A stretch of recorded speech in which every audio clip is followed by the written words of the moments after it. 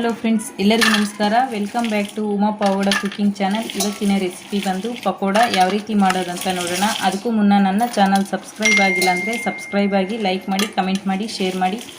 ಆಗಿದ್ರೆ ಪಕೋಡ ಯಾವ ರೀತಿ ಮಾಡೋದಂತ ನೋಡೋಣ ಬನ್ನಿ. ಪಕೋಡ ಮಾಡೋದಕ್ಕೆ ಬೇಕಾಗುವ ಸಾಮಗ್ರಿಗಳು: ಇದು ಒಂದು ಅರ್ಧ kg ಅಷ್ಟು ಈರುಳ್ಳಿನ ಕಟ್ ಮಾಡಿ ತೊಳೆದು ಇಟ್ಕೊಂಡಿದ್ದೀನಿ. ಒಂದು ಇಡಿಯಷ್ಟು ನುಗ್ಗೆ ಸೊಪ್ಪು ಕ್ಲೀನ್ ಮಾಡಿ ಇಟ್ಕೊಂಡಿದ್ದೀನಿ. ಸ್ವಲ್ಪ ಕೊತ್ತಂಬರಿ ಸೊಪ್ಪು, 2 ರಿಂದ 3 ಹಸಿಮೆಣಸಿನ್ಕಾಯಿ, ಒಂದು ಅರ್ಧ kg ಅಷ್ಟು ಕಡಲೆ ಹಿಟ್ಟು. ಇದು ಹೋಮ್ ಮೇಡ್ ಕಡಲೆ ಹಿಟ್ಟು. ರುಚಿಗೆ ತಕ್ಕಷ್ಟು ಉಪ್ಪು, ಒಂದು ಅರ್ಧ ಟೇಬಲ್ ಸ್ಪೂನ್ ಅಷ್ಟು ಅಚ್ಚಕಾರದ ಪುಡಿ, ಒಂದು ಅರ್ಧ ಟೀ ಸ್ಪೂನ್ ಅಷ್ಟು ಅಡುಗೆ ಸೋಡಾ. ಮಾಡೋದು ಹೇಗೆ ನೋಡೋಣ ಬನ್ನಿ. ನೋಡಿ, ಒಂದು ಅಗಲವಾಗಿರೋ ಪಾತ್ರೆ ತೊಗೋಬೇಕು. ಆ ಪಾತ್ರೆಯಲ್ಲಿ ಈರುಳ್ಳಿ ಮತ್ತು ಹಸಿಮೆಣಸಿನ್ಕಾಯಿ, ಕೊತ್ತಂಬರಿ ಸೊಪ್ಪು ಮತ್ತು ಈ ನುಗ್ಗೆ ಸೊಪ್ಪು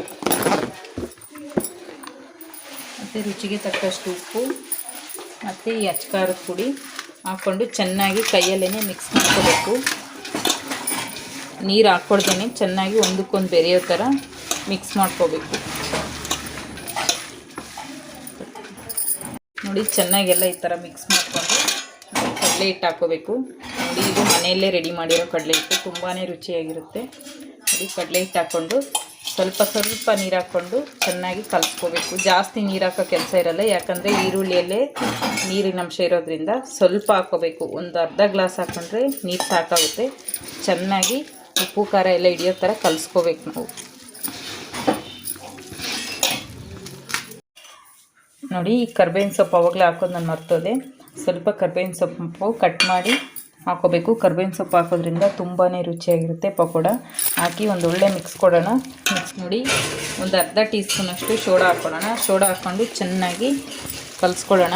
ನೋಡಿ, ಈ ಟೈಮಲ್ಲಿ ಉಪ್ಪು ಖಾರ ಎಲ್ಲ ಚೆಕ್ ಮಾಡ್ಕೊಳ್ಳಿ. ಕಡಿಮೆ ಇದ್ದರೆ ಹಾಕ್ಕೋಬೋದು.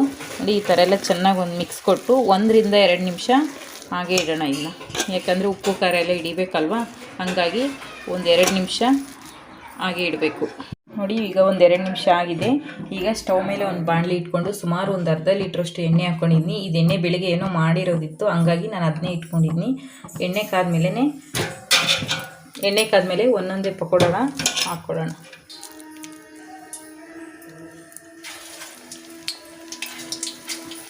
ಸ್ಟವ್ ಮೀಡಿಯಮಲ್ಲೇ ಇರಬೇಕು, ಯಾಕಂದರೆ ಒಳಗಡೆ ಎಲ್ಲ ಹಸಿ ಹಸಿ ಇರುತ್ತೆ, ಮೇಲೆಲ್ಲ ಬೆಂದಿರುತ್ತೆ. ಹಂಗಾಗಿ ಸ್ಟವ್ ಮೀಡಿಯಮ್ನಲ್ಲೇ ಇಟ್ಕೊಂಡು ಹಾಕ್ಕೋಬೇಕು ನಾವು.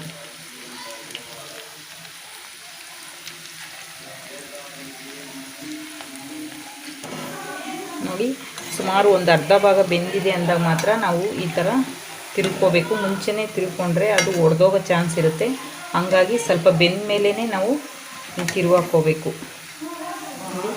ಈ ಥರ ತುಂಬಾ ಚೆನ್ನಾಗಿರುತ್ತೆ ಈ ಪಕೋಡ, ಯಾಕಂದರೆ ಸೊಪ್ಪುಗಳು ಹಾಕಿರೋದ್ರಿಂದ, ನುಗ್ಗೆ ಸೊಪ್ಪು ಮತ್ತು ಕರ್ಬೇವಿನ ಸೊಪ್ಪು ಹಾಕಿರೋದ್ರಿಂದ ಆರೋಗ್ಯಕ್ಕೆ ತುಂಬಾ ಒಳ್ಳೆಯದಿದು. ನೋಡಿ, ಬೆಂದಿದೆ ಅಂತ ಹೇಗೆ ಗೊತ್ತಾಗಬೇಕು ಅಂದರೆ, ಈ ಬಬಲ್ಸ್ ಬರೋದೆಲ್ಲ ಕಡಿಮೆ ಆಗುತ್ತೆ. ಆ ಕಡಿಮೆ ಆದಾಗ ಮಾತ್ರ ಪಕೋಡ ಬೆಂದಿದೆ ಅಂತ ಅರ್ಥ. ನೋಡಿ, ಈಗ ಬೆಂದಿದೆ. ಈಗ ಒಂದು ಜಾಲರದಿಂದ ತಕ್ಕೊಳ್ಳೋಣ. ಇದು ನೋಡಿ, ಎಣ್ಣೆ ಎಲ್ಲ ಇದರಲ್ಲೇ ಬಸ್ಕೋಬೇಕು. ಈಗ ಒಂದು ಪಾತ್ರೆಗೆ ಹಾಕ್ಕೊಂಡು ನೋಡಿ, ಈ ಥರ ಎಲ್ಲ ತಕ್ಕೊಂಡು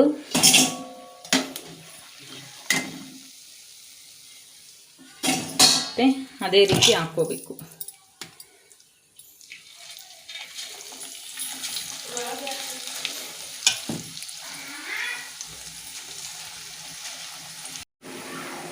ನೋಡಿ, ಪಕೋಡ ರೆಡಿ ಆಯಿತು. ಇಷ್ಟೇ ಸಿಂಪಲ್ಲಾಗಿ ಮಾಡ್ಕೋಬೋದು, ಮತ್ತು ಅಷ್ಟೇ ರುಚಿಕರವಾಗಿರುತ್ತೆ. ಸೊಪ್ಪು ಹಾಕಿರೋದ್ರಿಂದ ಆರೋಗ್ಯಕ್ಕೂ ತುಂಬಾ ಒಳ್ಳೆಯದು. ನೋಡಿ, ಪಕೋಡ ತುಂಬಾ ಚೆನ್ನಾಗಿ ಬಂದಿದೆ. ಇಷ್ಟೇ ಇವತ್ತಿನ ಈ ರೆಸಿಪಿ ನಿಮಗೆ ಇಷ್ಟವಾದರೆ ಲೈಕ್ ಮಾಡಿ, ಕಮೆಂಟ್ ಮಾಡಿ, ಶೇರ್ ಮಾಡಿ. ಇನ್ನಷ್ಟು ಈಸಿ ರೆಸಿಪಿಗಾಗಿ ಉಮಾ ಪಾವಗಡ ಕುಕಿಂಗ್ ಚಾನಲ್ನ ನೋಡ್ತಾ ಇರಿ. ವಿಡಿಯೋ ನೋಡಿದ್ದಕ್ಕಾಗಿ ಧನ್ಯವಾದಗಳು.